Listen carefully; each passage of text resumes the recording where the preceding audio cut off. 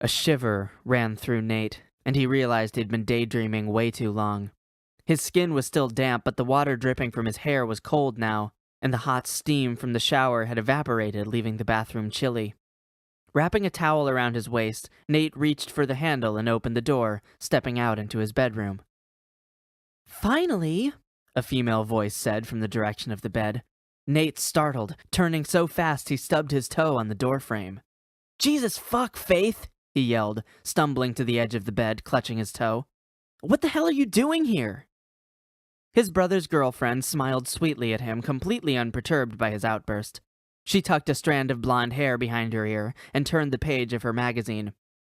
"Waiting for you? In my bedroom while I'm in the shower? Oh, relax. I'm not hoping to score a glance at your dick," she said, rolling her eyes.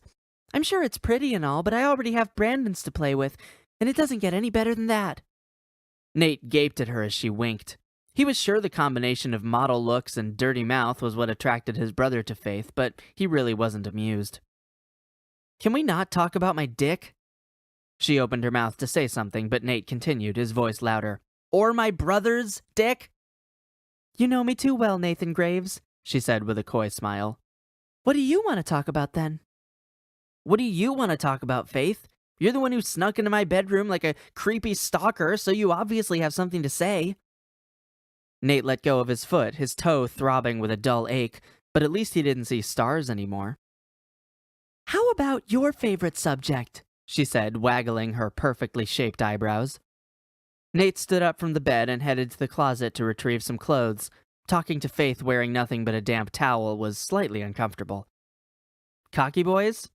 "No, you moron," Faith said with a loud exhale, sitting up in the bed, her magazine forgotten.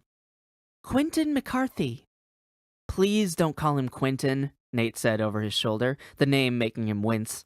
"He hates it." "Fine. Quinn," she said, pronouncing the name with unnecessary clarity. "What about him?" Nate took a pair of boxer shorts, jeans, and a t-shirt and headed back to the bathroom to get dressed. "Aren't you excited to see him again after all this time?" Faith asked just as Nate closed the bathroom door. Fuck yeah, he was excited. He felt as if he wanted to climb out of his skin. And she knew that. Brandon blabbered everything Nate told him, so Faith knew exactly how he felt about Quinn. Nate shrugged instead of answering as he walked out of the bathroom, fully dressed.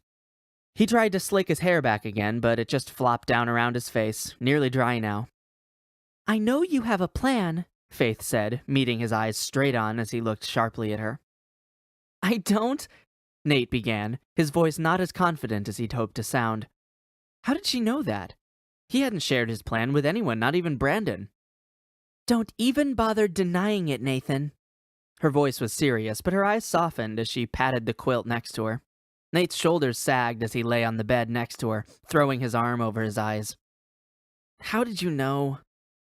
"I know because I'd have a plan if the man I was lusting after ever since I was 15 was coming back to town after such a long time." Nate didn't reply. He hoped he wasn't so transparent to everyone else. "I know because I haven't seen you this excited ever since he left, and you've been buzzing with energy for the past week." "I hate you," Nate mumbled.